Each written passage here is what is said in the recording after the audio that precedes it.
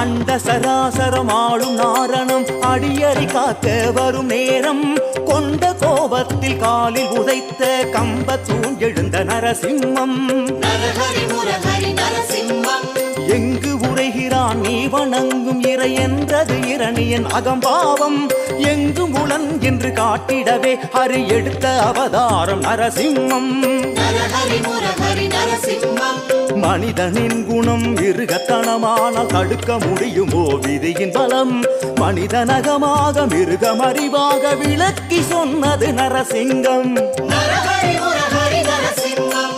புனித திருநாமம் புரிந்து சொன்னாலும் காதில் கேட்டாலும் சுபயோகம்.